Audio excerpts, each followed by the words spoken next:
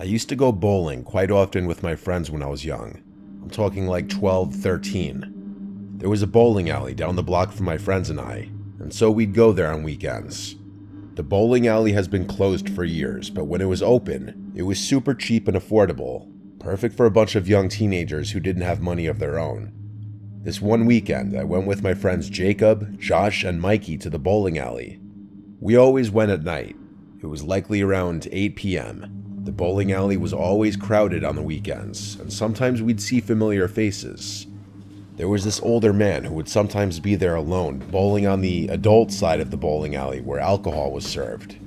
We always played on the non-alcoholic side. How we took notice to that man was because he'd sometimes just weirdly walk down the entire bowling alley, passing every lane, watching people bowling. Then we'd notice him end up back at his lane all by himself. We nicknamed him Creeper Bob after maybe the third time seeing him. Tonight there was a lane open next to us, and guess who out of nowhere sat next to us? Bob, or whatever his real name was, but I'll keep referring to him as Bob. He was setting up a game on the lane next to us by himself, and it wasn't long until he started trying to talk to us. He started making comments on our form, and every so often interrupting our conversation to tell us weird things like how long he's been coming here. Then eventually he said something really weird, that he watches us play every weekend from across the bowling alley, and he decided to come over and introduce himself tonight. He played it off like he was trying to be some kind of bowling teacher to us, but really it was just annoying and most of all uncomfortable. Bob at one point entered our lane as I was up to bowl, and he grabbed my wrist with his hands to position me into an allegedly better form. I never gave him permission to touch me, nor did I ask for his guidance. We were only like 13 though. None of us stood up and said, "Yo, get lost," or something like that. I could just feel the unease amongst my friends. Every moment of that man touching me, I felt more and more disgusted. We cut our night at the bowling alley short because of him. We used the money that we would have used on more games on getting pizza instead at a pizza place further out the block. When we came out, Jacob and Mikey went their own ways since they lived on a different block. Josh and I walked back down the other way in the direction of our houses. As we did, the sound of a car engine starting made us turn around. We noticed an old SUV like a Ford Explorer banging a three-point turn. We both imagined the possibility of it being Creeper Bob. The SUV started slowly tailing us as we walked down the street, so we picked up our pace. Then the SUV pulled up right alongside us, and the window rolled down. It was in fact the man from the bowling alley. He said out the window that he could offer us a ride home. We said no thanks. He replied it's not safe for a couple kids to be walking around late at night. We weren't even really that young. We were young teenagers, not little kids, and it was crazy that he thought we were young enough to trick into getting into a car. When we made it clear we weren't getting in, he pulled to the side of the road and parked his car. Josh and I decided to start jogging home. When we reached the intersection where we'd split off, we said bye and I continued jogging home. By the time I made it back, I was out of breath. Running after eating pizza is not a good idea. My dad was already asleep because he worked weekends. My mom was out with her girlfriends most likely, and the same was probably the case with my sister, so I wasn't supposed to ring the bell because my dad didn't want to be woken up. I went around back to get the key we had for the back door, which was hidden in the shed. When I got out from the shed, I thought I heard something, and I should have listened to my gut. I went to the back door to unlock it, and as I opened the door, I heard the sound of someone running up behind me. Before I could fully turn around, someone pushed me inside the house, covering my mouth and wrapping their arm around my neck. I wasn't able to see who it was because I couldn't turn my head. I scratched and clawed at the man's hand until I could move my mouth just enough out of the grip of his hand and scream, "Dad." I may have only been 13, but I was able to put up enough of a fight to get him to lose his grip a few times, allowing me to scream. This undoubtedly scared him off as he finally let go for good and ran outside. I didn't look back. I ran up the half flight of stairs to the main floor and yelled for my dad. My dad came rushing out of his room, and after telling him what just happened, he checked the backyard and all around the property and then came back inside. I told him about the man from the bowling alley, how we nicknamed him Creeper Bob, how he followed Josh and I in his SUV after admitting to stalking us at the bowling alley. My dad filed a police report and tried getting the bowling alley to release the video surveillance from that night, but they refused. I was never allowed to go back there after my mom found out about this. Not that I'd ever want to. The crazy thing is, technically I can't say with 100% certainty that the man who came in behind me and grabbed me was the man from the bowling alley. But realistically, how slim are the chances that it wasn't him?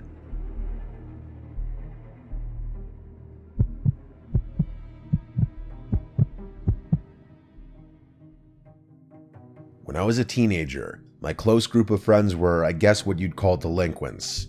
We liked causing trouble, breaking rules, and messing around in places we didn't belong. I grew up in a suburb in northern New Jersey, so I guess you could say we were just spoiled kids with nothing better to do. Looking back, the way we passed the time was a little silly, but there's nothing I can do about that now. Anyway, one of the things we really liked to do was to go exploring in the late hours of the night. Usually we explored abandoned buildings, but not always. We actually got banned from our middle school after jumping through an open window, but that's a story for another time. This particular night, we were planning on executing a riskier task. There were 5 of us: me, Chip, Jason, Rowan, and Anish. Rowan had a tendency to bounce around from job to job, which was kind of a running joke in our squad. He'd lose jobs as quickly as he'd get them, usually for the dumbest reasons you can imagine. He had just picked up a gig as an attendant at a bowling alley a few towns over from us. I'm sure you could see where this is going. He had been entrusted the key to close up the place the night before. Anish was a master of persuasion, and he somehow convinced Rowan to let us explore the bowling alley at like 3 a.m. I'm telling you, Anish could convince someone to give them their kidney. That's how persistent he was. I haven't heard from him in a while. I think he might actually be in jail right now.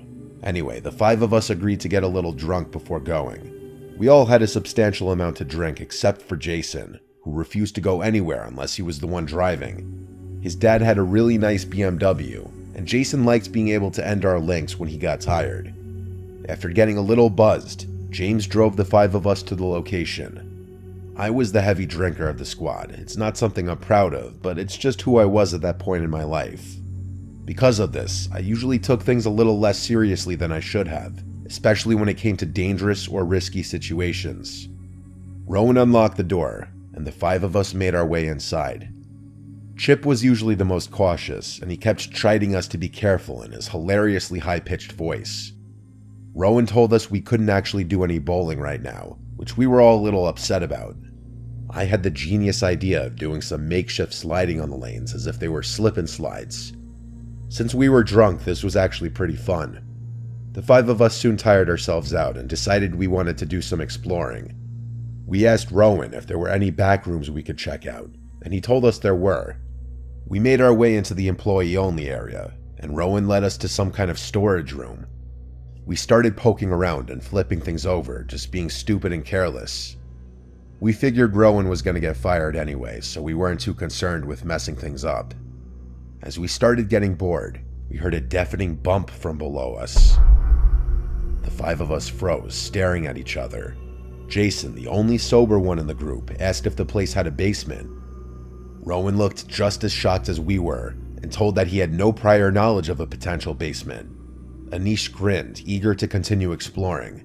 Chip seemed really nervous, telling us that we were probably going to end up getting Rowan fired. We were whispering now, arguing whether we wanted to go look for this hypothetical basement.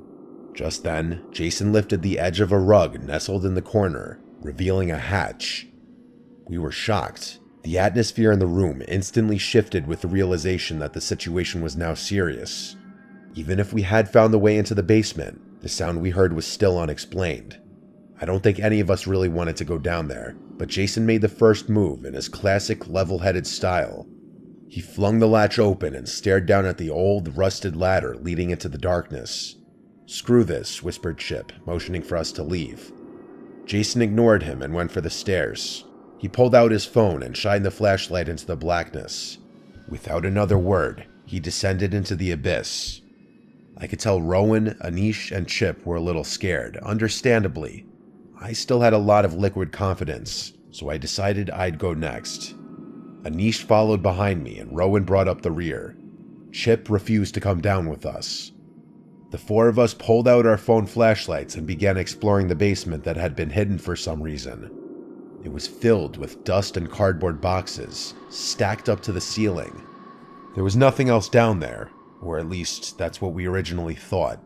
Anish noticed a door in the corner, and we walked over to it. Jason put his hand on the handle, but a split second before he was going to open it, we heard a distinctive bump come from the other side, which sounded identical to the one we heard earlier. We looked around at each other, with horrified looks on our faces. I could tell we were all thinking the same thing. An animal, maybe? No shot, it was too loud to be an animal. I was pretty freaked out at this point and turned away to leave. Like an idiot, Jason cracked the door open, revealing another storage room. That's not all that was in there, though. In the corner of the room, there was a human figure sitting on the ground with its legs crossed, facing away from us. We were frozen in place, utterly terrified. After a full minute of stagnance, the person in the corner of the room banged their head against the wall, explaining the sounds we had been hearing.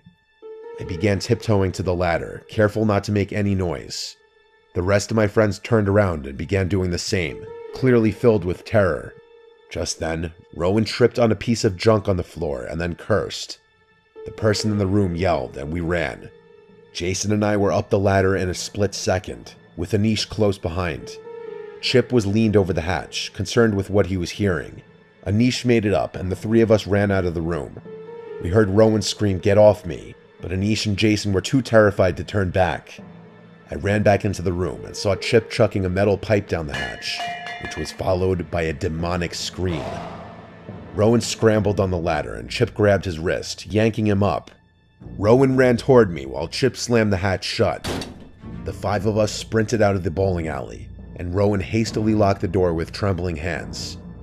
Jason drove us back with a blank look on his face. We listened as Rowan described what happened after the rest of us made it up the ladder. Apparently, whoever had been in the basement jumped on Rowan's back, clawing at him. Chip came to his rescue and nailed Rowan's attacker in the head with that pipe, causing the lunatic to fall backward. Rowan said he only saw the guy's face for a split second. It was the horrifying face of a dirty, old, homeless-looking guy with a bird's nest of hair on his head. Rowan ended up quitting the next day without giving his boss an explanation, as it was definitely illegal what we had done. To this day, we have no idea how that guy could have gotten down there. Maybe there was an alternate entrance we had overlooked. Either way, the basement had been intentionally hidden, which tells me that Rowan's boss might have known something about the whole thing. This experience ruined my taste for bowling, which I have not done since.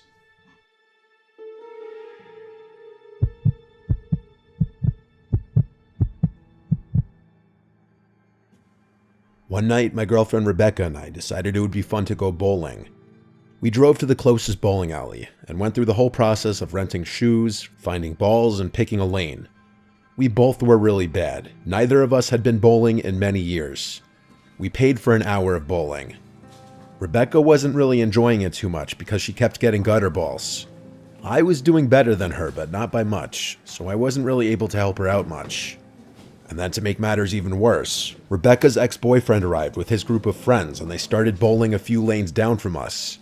Rebecca looked away, refusing to even look in that direction, whispering at me that we need to leave now. We packed it up early and left. She went to the car and waited while I returned the shoes. I think her ex spotted me while I was at the front counter, and I looked away. I didn't tell Rebecca this, though. We went home and agreed to play Wii bowling instead and have some wine. That sounded much more fun anyway. When we got home, the first thing I did was turn on the Wii and open a bottle of wine. The bowling alley trip was a failure, but I didn't want Rebecca to be unhappy. We played Wii bowling for like half an hour with music on in the background and drinking wine. It turned out to be much more fun than the bowling alley. Until the current song that was playing ended, and we heard something come from upstairs in that brief moment of silence. Rebecca and I looked at each other, telling me she heard it too. I turned off the music for good, but now there was just silence. The sound we heard could best be described as a heavy object being dropped on the floor. I went upstairs to investigate. I checked every bedroom with the lights on. I checked under every bed. I was relieved to find nothing. I wasn't actually expecting to find someone in the house, but naturally, you do need to go investigate if you hear a suspicious sound in your house. Still, I wondered what actually made the sound because I didn't find anything on the floor. After maybe another half an hour of playing Wii bowling, We brought our little wine party upstairs to the bedroom, and eventually we fell asleep. Rebecca's a lightweight, so she got much drunker than me, which explains why I was the one to wake up in the middle of the night and not her. I heard what woke me up though. It was another clear and distinct sound of something heavy being dropped from above. But the only thing is, now we were upstairs, and yet the sound still came from above. So what else would be above us? The attic. The attic door is right outside my bedroom door. It's one of those doors with a string that you pull down and a metal ladder comes down. I tiptoed out of the bedroom to not wake up Rebecca. I stood under the attic door and listened. Every 5 seconds or so, I heard the slightest creaking sound, like from the weight of something moving around. I didn't want to scare Rebecca, but I'd heard of animals getting into people's attics sometimes. I went to get a broom from the closet to use as a possible weapon if I were to have to fend off an animal. Then I quietly pulled the attic door open and climbed up. I stopped at the top of the ladder in the darkness and listened. I heard creaking. It was the creaking of the wooden rocking chair we had up there. I used my phone as a light to reveal the rocking chair. There was someone sitting in it, slowly rocking. I nearly fell off the ladder. I wanted to go run back to Rebecca and hide. I wanted to do anything but approach this person. But I gathered the courage to yell, "Who are you?" The rocking stopped, and the man turned around to look at me. He started making this animalistic gargling, growling sound. Then he got up, and that's when I hurried down the ladder and pushed the attic door up. I screamed for Rebecca to call the cops until I heard her acknowledge me. I stayed under the attic door, preventing it from being opened as the man in the attic tried kicking the door open. He eventually stopped, and I heard the deranged laughter of a sick, mentally ill person. He spoke in another language. It sounded Russian. I felt like my arms were going to fall off, holding up the attic door, waiting for the police. When they finally arrived, Rebecca went downstairs to let them in. From here, it was the job of the police officers to go up there and remove the man. Rebecca and I waited in the living room, sitting on the couch next to each other, until we saw them bringing the man out through the living room to the front door in handcuffs. The way the man looked at me said everything. He was a dangerous, mentally ill person. His stare was full of hatred and craziness, with a hint of confusion. His lip contorted in this bizarre way that would almost make you think he were drunk. Whatever happened with him, we don't know. We didn't press civil charges, but I'm sure he was charged criminally if they didn't deem him to be insane. This happened in the summertime when we keep the windows open, and so it was most likely that he squeezed through one of the windows in the backyard. I'm not sure why he picked our house. We may just have been the unlucky house he stumbled across.